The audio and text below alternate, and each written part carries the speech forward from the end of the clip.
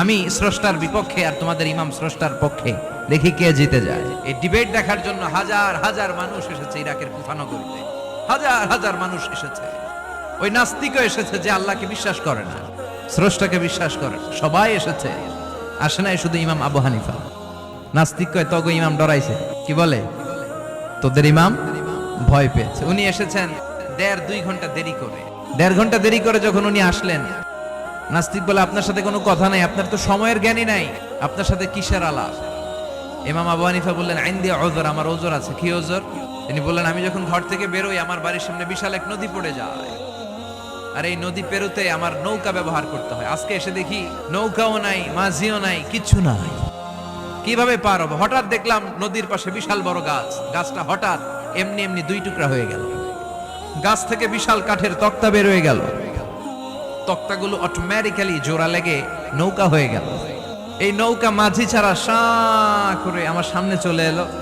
আমি নৌকায় বিসমিল্লাহ বলে বসে পড়লাম। হঠাৎ নৌকা আমারে টান দিয়ে ওপারে নিয়ে এলো। তারপর আমি আপনার এই ময়দানে ছুটে এসেছি। এই যে গাছ কাটা, তক্তা হওয়া, নৌকা হওয়া, মাঝি ছাড়া চলা, এই প্রসেসিং হতে আমার 2 ঘন্টা সময় লেগেছে। I am extremely sorry for that, আনা আসিফ জিদ্দান, আমি দুঃখিত। নাস্তিক নেতা বলে তোকে ইমাম গাঞ্জা খাইছে। কি খাইছে? তোদের ইমাম মজনুন, জুন্না আলাই, মাথার তার সিরা নিয়ে যা। ইমাম আবু হানিফা বললেন ময়দানে আমারে গালি দিলেন কেন? পাগল বললেন কেন? তার সিরা বলে ডাকলেন কেন? মজনুন শব্দ ব্যবহার করলেন কেন? মার্জিত ভাষা ব্যবহার করতে শিখেন। নাস্তিক বলে কেমন কথা আপনি বলেন? শিক্ষিত মানুষ, দার্শনিক মানুষ, জ্ঞানী মানুষ, ইমাম মানুষ, কোন মানুষ ছাড়া, করাত ছাড়া বিশাল বড় বড় গাছ কাটা যায় নাকি? মিস্ত্রি ছাড়া তক্তা বানানো যায় নাকি? মিস্ত্রি ছাড়া তক্তা জোড়া লাগে এমনি এমনি নৌকা হয় নাকি? মাঝি ছাড়া পানিতে নৌকা চলে নাকি? ইমাম আবু হানিফা বললেন now you on the right track. এই তো লাইনে আসছে না, এই লাইনে আনার জন্যই তো এত গল্প, লাইনে আনার জন্যই তো এত স্টোরি আমি মেক করলাম।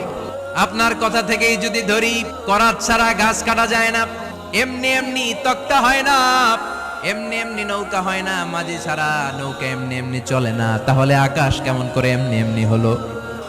জমিন কেমন করে এমনি এমনি হলো? দ্বীপ প্রহরের জলজলে সূর্যটা কেমন করে কিরণ দিল এমনি এমনি? আল্লাহু আকবার! কেমন করে নবমণ্ডল ভূমণ্ডল সৃষ্টি হলো? কেমন করে দিন শেষে রাত্রি আসে, রাত্রি শেষে দিন আসে?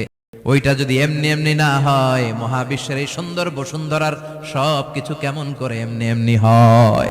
নাস্তিক কয় হায় হায়, আসলেই তো আমি একটা উল্লুক্কা পাঠা, আসলেই তো আমি হাদারাম, এইভাবে তো ভেবে দেখি নাই।